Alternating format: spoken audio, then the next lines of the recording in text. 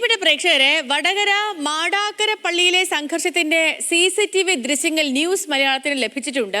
ഇരു വിഭാഗങ്ങളും തമ്മിലുള്ള തർക്കവും പോലീസ് എത്തുന്നതും ഈ ദൃശ്യങ്ങളിലുണ്ട്. പോലീസിന് പള്ളിക്കകത്ത് എന്ത് കാര്യമെന്ന് വിശ്വാസികൾ ചോദിക്കുന്നതും ഈ ദൃശ്യങ്ങളുണ്ട്. ആ ദൃശ്യങ്ങളിലേക്ക്.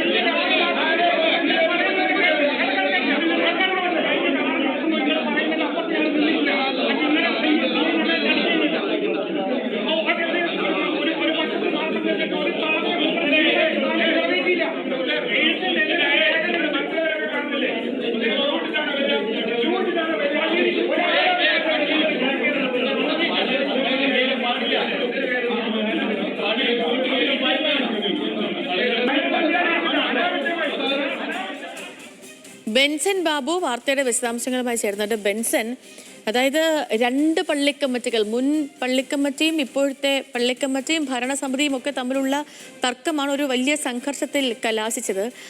അവിടെ ഉണ്ടായ പോലീസ് നടപടിയാണ് ഇപ്പോൾ CPM അടക്കം അതിനെ വിമർശന വിധേയമാക്കുന്നതും.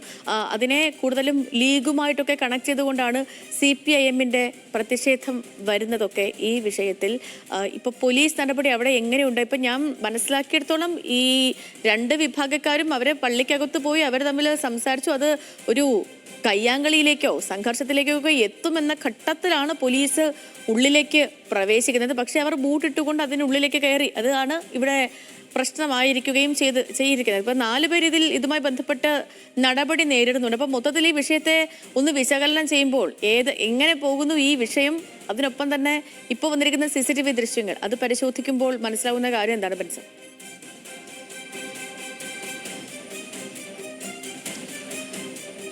സേതുലക്ഷ്മി, ഈ മാടാക്കര പള്ളിയിലെ ഈ സംഘർഷം അല്ലെങ്കിൽ അവിടുത്തെ ഈ ഒരു പ്രശ്നങ്ങൾ അത് കഴിഞ്ഞ കുറെ നാളുകളായി അവിടെ തുടരുന്നതാണ്. ഏകദേശം 1.5 വർഷക്കാലത്തിലധികമായി ഈ ഒരു പ്രശ്നം അവിടെ തുടരുന്നുണ്ട്. കഴിഞ്ഞ പള്ളി കമ്മിറ്റിയും ഇപ്പോഴത്തെ പള്ളി കമ്മിറ്റിയിലുള്ള ആളുകളും തമ്മിലാണ് ഈ ഒരു പ്രശ്നം തുടരുന്നത്. അവിടുത്തെ പ്രധാന പുരോഹിതൻ, അതായത് ഖത്തീബ്, അദ്ദേഹത്തെ അവിടുന്ന് മാറ്റണമെന്ന ആവശ്യമാണ് ഒരു വിഭാഗം ഉന്നയിക്കുന്നത്. എന്നാൽ അദ്ദേഹം തുടരണം എന്ന ആവശ്യം എതിർവിഭാഗവും ഉന്നയിക്കുന്നു. അങ്ങനെ ഈ രണ്ട് വിഭാഗങ്ങളും തമ്മിൽ കാലങ്ങളായി അവിടെ ഒരു തർക്കം നിലനിൽക്കുന്നുണ്ടായിരുന്നു. പിന്നീട് സാദിഖ് അലി തങ്ങളുടെ ഒക്കെ നേതൃത്വത്തിൽ അതൊരു ചർച്ച നടത്തുകയും ഒരു സമവായത്തിലെത്തുകയും ഒക്കെ ചെയ്തിരുന്നു. എന്നാൽ ഈ നബിദിനവുമായി ബന്ധപ്പെട്ട് ചില ചടങ്ങുകൾ പള്ളിയിൽ നടത്തിയിരുന്നു.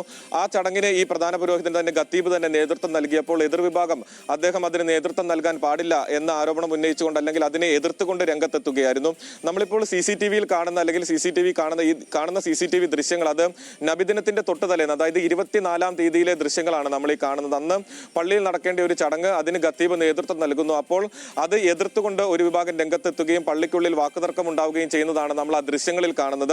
അതിനു മുൻപ് തന്നെ ഇതുമായി ബന്ധപ്പെട്ട ഒരു സംഘർഷം അവിടെ ഉണ്ടായിരുന്നു. അപ്പോൾ ഒരു വിഭാഗം ഇത്തരത്തിൽ ഖത്തീബ് ഈ പ്രാർത്ഥന കൂട്ടായ്മയ്ക്ക് നേതൃത്വം നൽകുകയാണെങ്കിൽ തങ്ങൾ അതിനെ എതിർക്കും, പരസ്യമായി തന്നെ എതിർക്കും എന്ന് ഉന്നയിച്ചിരുന്നു. അങ്ങനെ അതുകൊണ്ടാണ് ഒരു വിഭാഗം പോലീസിന് ഇക്കാര്യം വിവരങ്ങൾ അറിയിച്ചിട്ടുണ്ടായിരുന്നത്. അതിന്റെ അടിസ്ഥാനത്തിലാണ് ഒരു സംഘർഷ സാധ്യത കണക്കിലെടുത്ത് പോലീസ് അവിടേക്ക് എത്തുകയും പുറത്ത് തമ്പടിക്കുകയും ചെയ്തിട്ടുണ്ടായിരുന്നത്. പിന്നീട് ഈ പള്ളിക്കകത്ത് ഇതൊരു സംഘർഷമായി മാറുന്ന സാഹചര്യത്തിലാണ് പോലീസ് പള്ളിക്കകത്തേക്ക് കയറുകയും അവിടെ ഇരുന്ന ആളുകളെ, പ്രതിഷേധിച്ച ചില ആളുകളെ പുറത്തേക്ക് വലിച്ചിറക്കാൻ ശ്രമിക്കുകയും പിന്നീട് പോലീസും ഈ വിശ്വാസികളും തമ്മിൽ ഒരു വാക്കുതർക്കം ഉണ്ടാകുമ്പോൾ ഒരു ലാത്തി ചാർജിലേക്ക് ഉൾപ്പെടെ പോകുന്ന ഒരു സാഹചര്യം ഉണ്ടായത്.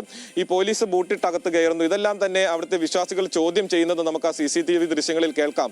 നിങ്ങളെ ആരാണ് പള്ളിക്കകത്തേക്ക് കയറാൻ അനുവദിച്ചത്? ബൂട്ടിട്ടാണോ പള്ളിക്കകത്ത് കയറുന്നത്? വടകര മാടാക്കര പള്ളിയിലെ സംഘർഷത്തിന്റെ CCTV ദൃശ്യങ്ങളാണ് ഇപ്പോൾ പ്രേക്ഷകർ കണ്ടത്. വിശദാംശങ്ങൾ നൽകുകയായിരുന്നു നമ്മുടെ ബെൻസൻ.